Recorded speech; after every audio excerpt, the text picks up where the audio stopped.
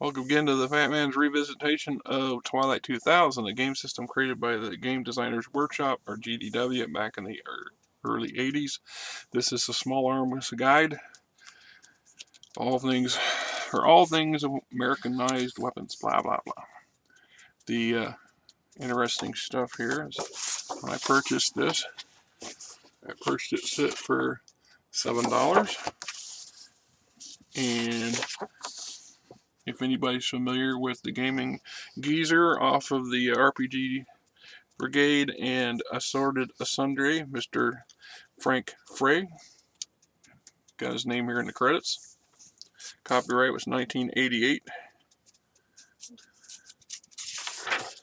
Alright, for intents purposes, pretty much most game systems have a equipment guide or weapons guide or something to that effect, and this is and Twilight 2000 is no different. The book itself is pretty straightforward. It's giving you the information, small arms guide for personal combat weapons for most of NATO, the Americans and their allies, as well as most of the NATO nations that were involved in this pseudo now alternate dimension conflict, which thankfully never took place. I have on occasion utilized these. Well, I have not played the game system itself. I have utilized the small arm guide and its complement, its companion, the Soviet Warsaw Pact version, as well as the vehicle guides for other game systems for information purposes, for background stuff on things, for both weapons and vehicles.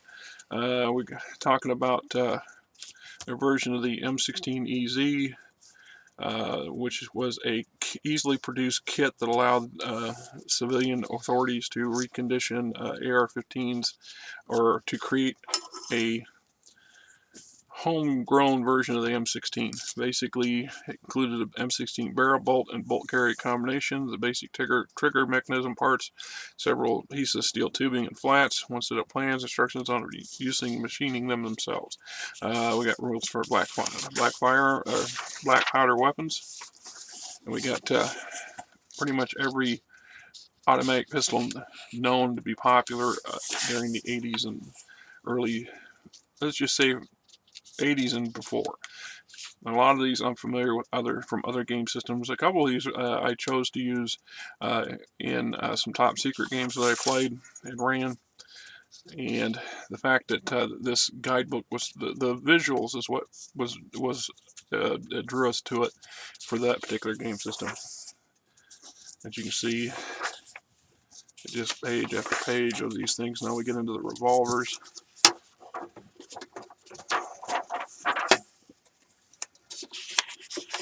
I like dog ears because they go bad over time. Submachine guns.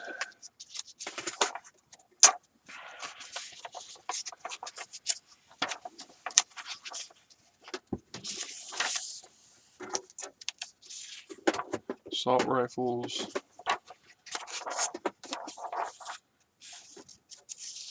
Battle rifles. Sniper rifles.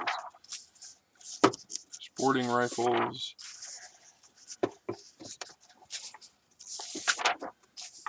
Shotguns.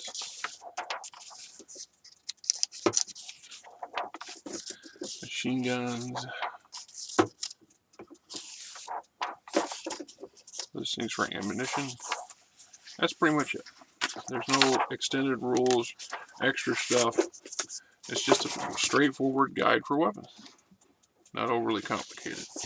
Each one gives you a basic information, a blurb, the name, type of ammo it uses, the rate of fire, capacity for its regular magazine, its range, its damage, the nation that produces them, once again the ammunition, weight, magazine, and price.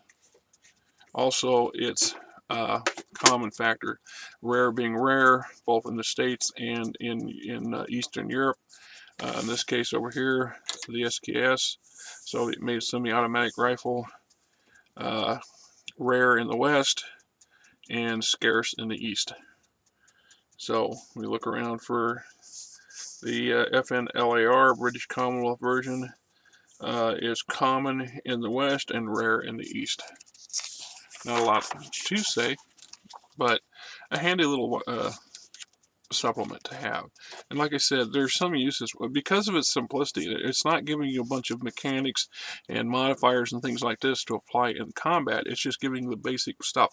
This allows this particular source book. This is why it was so usable in other game systems, because I could apply whatever their mechanics were for weapons. This just gave me a wider range of weapons to offer my players and to offer my bad guys. You know, this is pretty straightforward, not too much to it.